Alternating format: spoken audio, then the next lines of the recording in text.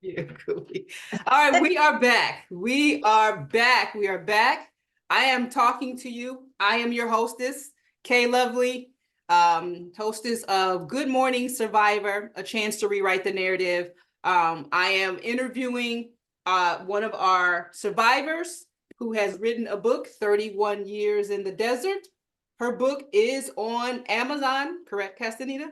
Yes, it's on Amazon. And you can reach her at one of the places you can reach her is getherwingsback.org. So Yeah. we were in the middle of a conversation. We were talking about the forgiveness part, and you were talking about, I wrote it down, you said that your mom told you that she was proud of you. Yes, that was key. That's something that I had wanted and needed to hear from her when she stood in my living room and told me she loved me and she was proud of me. That right there was the closure that I needed. And most people always ask me, do you want to know why? I don't care really why she did what she did to me.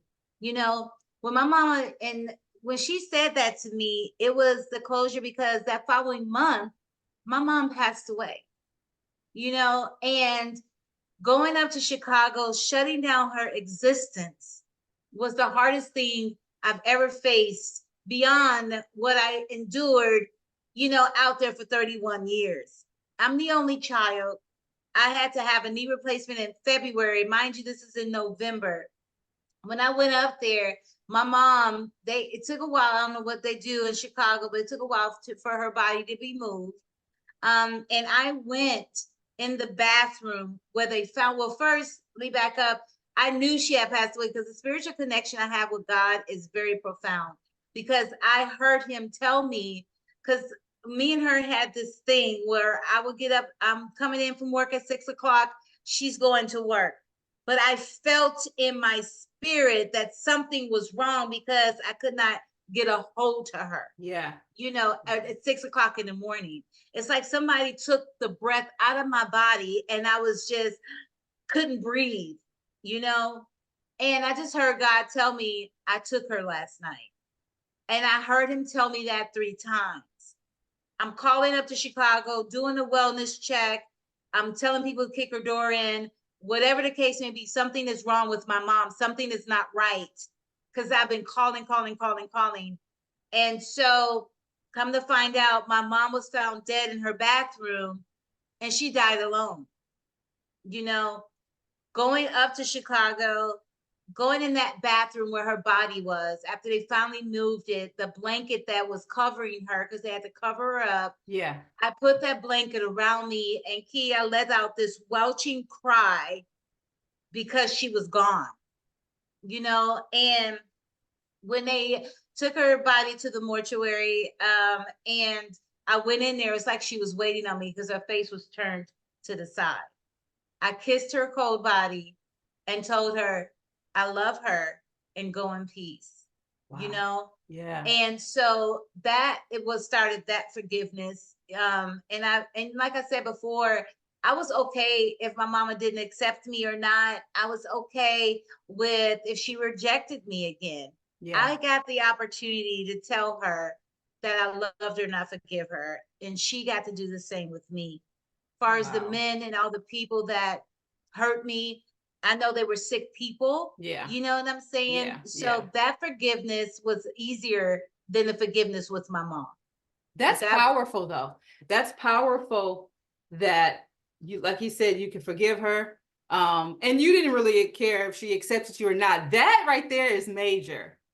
Because for me, the crime that was committed against me was at the age of 8. We all know as a child, you go through the adolescent stages and then your young adult and then the adult stages. And when you're in that adolescent stage, you want to be included.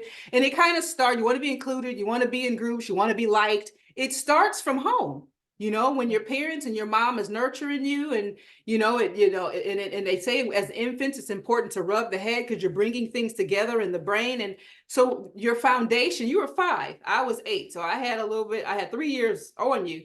So that being the case, I mean, I find that, and I'm just going to be transparent, I find that so hard to do, thinking back at that age. And then I find it powerful because, like, when you said it, I feel a blow come to me. Like, how is it because I want my mom to accept me. I want my mom to accept me. I want my peers to accept me. I want, you know what I mean?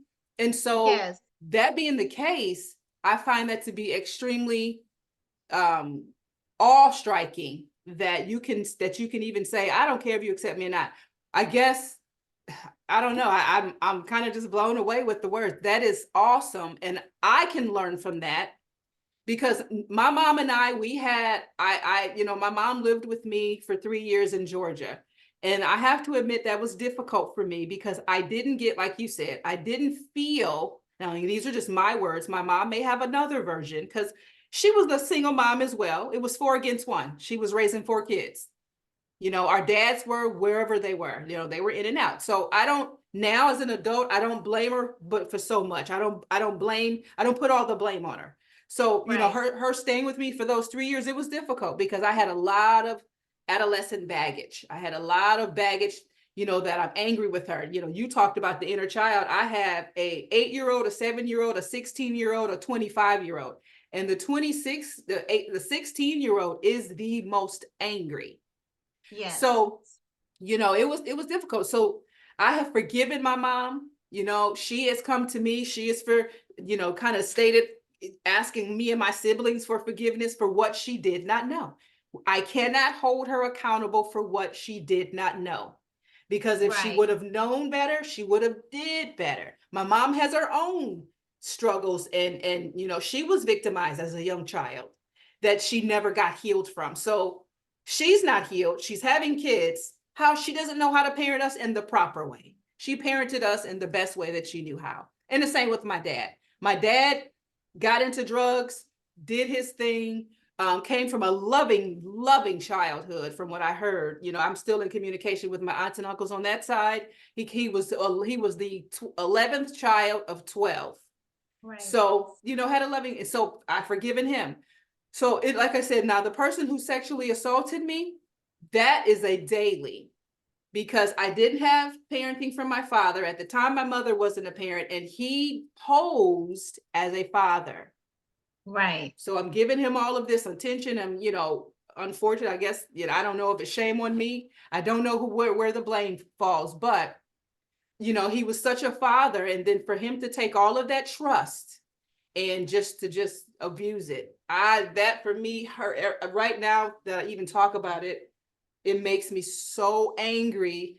And I just don't want to tear up because I got to chill out because it makes me angry that you could take my trust and Yes. just violate me, set me up, take me to a Mm-hmm. hotel and just violate me like that. So forgiveness in that, that's daily. I have Yeah. to, if it had not been for my relationship with God, I would have either been in jail, in a crazy house, or dead. But And that's why when you mentioned trust, I mean, that's something that I deal with daily too, okay. because I trust too hard and I Okay. love, because as a survivor, coming from that victim mindset, you Yeah. know what I'm saying? I love and nurture on a lot of people, and it's the wrong people because I gravitate to what I never had or what I thought I needed. Okay. So it's like with the mother figures, God has blessed me with a lot of moms, a lot of moms. And those are my mentors I'm actually growing up in this life, and so they said somewhere, I'm stuck at 13 because I have 13 years in my sobriety. I'm at 13 years out of the life. My childhood was taken away from me, so I'm still growing up. I haven't Okay. arrived, you Okay. know. So as I do grow up, I'm learning how to pay bills. I'm learning how to manage my house. I'm learning how to work. You're I'm learning adulting. You yes, are I'm adulting. adulting. And some days Oh I don't want to God. adult, Oh but God. it feels so good, Keith, Okay. that I can get up and I'm doing these things, Yeah. Yeah. Yeah. Yeah. I because can imagine. one thing that I learned early on is I'm teachable. I'm like a sponge. Okay. I remain teachable in each level. I can remember in treatment, because you said something that wanted me to, that resonates with what you said. I was in treatment, right? And this is how another thing that my mom, I was okay with whether she accepted me or not. But I was in treatment, and my facility, the guy who ran the facility is peer driven. So we ran the facility with help, of course, rules and stuff. So we hold each other accountable. He came to me and said, Castanita, I want you to be the facility coordinator. I was like, what? Because, I'm silly. So I was like, what? He said, and I went back to him and I asked him, I said, why are you making me the facility coordinator? He said, I want you to be the executioner. I said, oh, I get to blow up some people. He said, no, I want. And so when I had to really understand what he said about that, I said, executioner. So I asked this lady, she was in the room next to me, it's an older lady, gravitating to that mother figure, Yeah. I didn't understand what that word means because I dropped out of school in the 6th grade. The streets taught me how to read and write, so she got a dictionary. She helped me look up this word. And so executioner brought us to a word called execute, and it means put out, right? So I went back to him and I said, put out, execute, like that. And he said, yes. He said, Castanita, everything you're looking for, everything you've been wanting for your mom to give you, you already have it inside of you. You just need to learn how to execute it. Oh, wow. Put it out. So he said, all that love and acceptance, all that stuff you've been wanting your mom to give you, you already have it. So that's when the light bulb went off for me, Key, because I learned how to love Castanita. I'm still learning how to love her. Yeah. I'm still learning how to put out everything I have inside of me for myself that I want from other people. Yeah. Okay. So it's been a journey with that. It's been a journey with that. I think that it is. I think that it is. So why did you name the book 31 Years in the Desert? I guess it's kind of self-explanatory, but I want you to give our viewers the reason why you did it. When I was putting my book together, I'm very spiritual.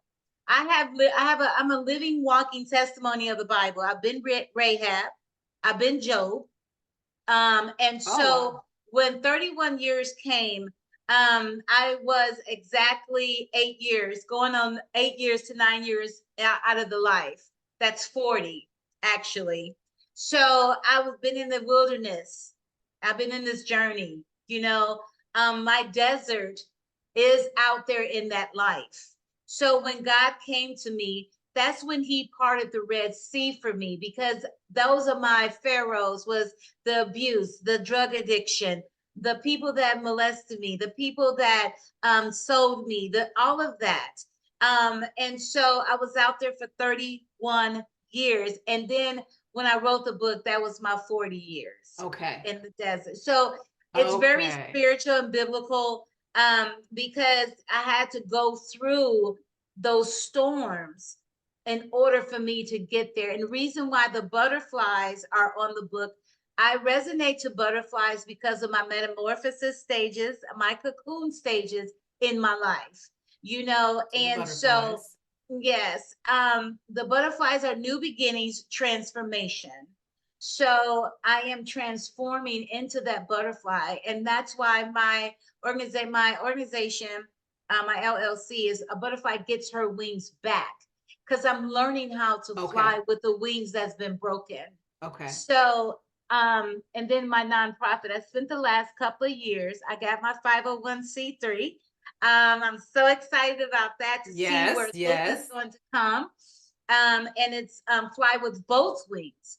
So what that's going to do is going to help others, like 17 to 25-year-old young girls that have been trafficked, that are coming from mental health illnesses, substance abuse disorders, come into this program, and help them with their wings, per se.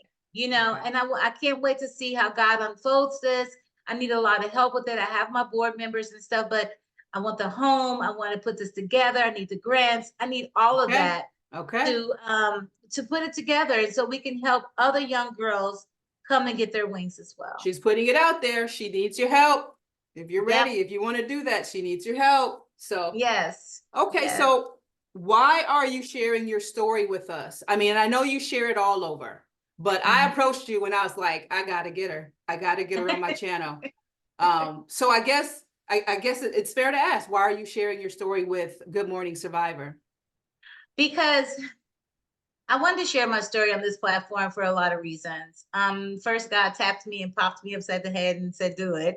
But to let to let people see the survivor standpoint, but Yes. also to see that, like I said before, I am what your child becomes. Molestation is real. Sexual exploitation is real. Texas has over 175,000 cases of human trafficking and sexual exploitation. It's real. The full decriminalization, where they're trying to fully decriminalize human trafficking and sexual exploitation, don't go with that law, because you're allowing our children, you're saying it's okay to grab our babies and do whatever you want to do with them. I was one of them.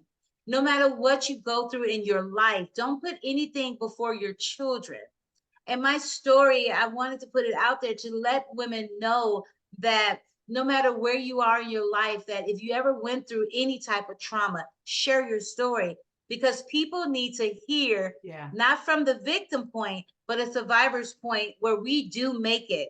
We do survive this, you know, and we are women that come together as a whole to say, hey, listen to me. This happens for real, and it's at our front door, not our back. You know, being, like I said in my book, you got to get the book off of Amazon. But I remember, Key, being locked in a house for 2 weeks. And this guy had me in the bathroom. He pushed me down on my knees, shoved this private in my mouth, and told me, "You're not a little girl anymore. You're a grown woman." And for those 2 weeks, those men had their way with me, because I needed a place to stay, because I needed food, or I needed drugs, or whatever the case may be. They did that to me. So sharing my story, because that might have happened to somebody else. It may be a hope shot to somebody. So yeah, it does happen. And not only that, just because I have a background, or I had a background, or, you know, and that's another thing. When you have these backgrounds, society puts labels on you that you are this person. Well, look at me. I'm not her. This is the real. You are not what you've been through. You are not what you've been through. Hear that, you know, just because the 31 years in the desert happened to me. But now I'm walking in my promised land, because this is what God promised me, is to tell his people, or tell people out there, that this is real. It does and happen. I am a survivor. I'm no longer that hurt little girl anymore. And neither are you. If you're listening, you're not that hurt man or woman anymore. Tell people, pull somebody else up, be somebody's mentor. I still need help every day. You know what I'm saying? But I give it away more than I receive it, because I want people to understand. And that's what I'm going to tell the viewers. You know, it doesn't matter where we've been. It's where I'm going. Do you know how exciting it is to have a job and really understand what it is to be in society, you know, and not have people look at me where I can live where I used to be. You know what I'm saying? I have a house now. God bless me with my first house. I may be renting, but it's my first house, and it's mine. It's yours. I have a driver's license today. I have a college degree today, after not having any of this, you know? So, I mean, my life is not where it needs to be right now, but it's not where it used to be. And I have a lot of hiccups. I mean, I went through a 2-year period where I lost everything, and I'm rebuilding it. But one thing I didn't lose was my faith in God and my sobriety, you know? So this is real. And if anybody needs me to speak and come tell my story, I'm all open for it, you know? So, you know, you said a lot. You said a mouthful. I mean, abuse if you think about it in the church, abuse in families, abuse from a stranger, it is common. It is common. A lot of survivors do not come forward. So I'm sure the stats that we get from, the numbers that we get aren't real because a lot of us don't come forward. And so I had someone say to me, because when I first wrote my book, I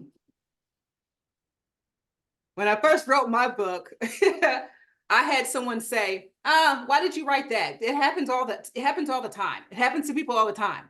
And I was like, wow, it does. But and I had asked God, because I wasn't going to write it. I wasn't going to write anything. Like I said, I am a drummer, and I am the type of, and drummers are in the background. Drummers are the heartbeat of the song. We're not seen, but we're heard. And so with the prompting to write it, I wrote it, and then I asked God, well, why? Why should I write this? And the answer I got was, it is common. Yes, it's common. But the answer I got was, there will be something in your story that somebody can connect to. Yes. So I need you to say it, even though it's common. He didn't save us for us. He did not save us for us. He saved us for the next person. Yes, ma'am. You know, yes, and one of the things I noticed, Key, is men are sexually abused.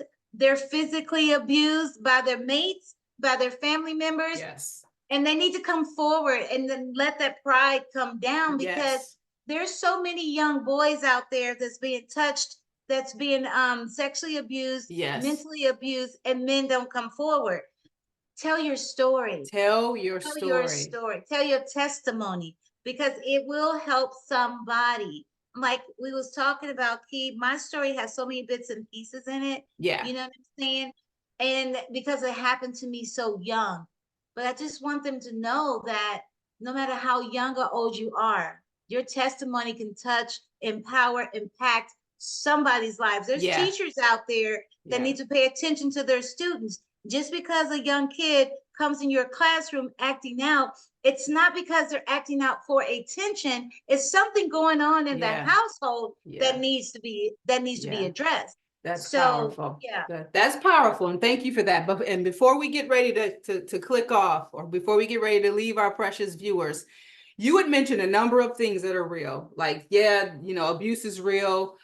Spiritual abuse is real as well. And that for me, because I've been in the church, I'm an ordained elder, and so sexual and spiritual abuse. And you often ask, well, what is spiritual abuse? I have a definition. Spiritual abuse, and I'm gonna read it. Spiritual abuse happens when someone uses spiritual or religious beliefs to hurt, scare, or control you. It can involve forcing you or your children to participate in spiritual or religious practices when you don't want to. I'm going to go a step further. I got that off of Google. I'm going to go a step further and also say spiritual abuse does not always happen in religious forms. It can happen in relationships outside of the religious organization as well. So if you're feeling manipulated on a spiritual aspect, if you're feeling manipulated, if you're feeling uneasy, if you're just not feeling together with what someone is saying and they're forcing you to do it, that's spiritual abuse. So dig a bit deeper in that. So that's not talked about a lot either. So before we go, I want to thank you. I want to bless you. I want to bless your journey. I want to thank you for being brave enough to talk to our viewers, our lovely humans is what I want to call them. Yes. And tell us again where we can find you. Okay, so I do have a website, getherwingsback.org. And also to my email is a butterfly gets, GETS, her wings @gmail.com. My phone number is 214-490-8825. So email me, call me. I'm up for speaking events. My book is on Amazon.com.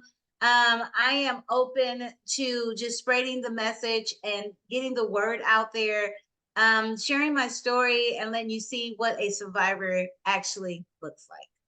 Okay, and thank you for that. And then again, I am your hostess. Subscribe. Because subscribe to her channel. We'll have more interviewers and more survivors. If you feel like you have a story that you want to tell, please call me at 210-570-7734. You can find me on all my social media handles. I am at K Lovely Stewart Kennard on Facebook, K Lovely _ KLS on IG, Snapchat. I am K Lovely K _ KLS. TikTok, same thing, K Lovely _ KLS, and Twitter, K Lovely _ KLS at K Lovely 365.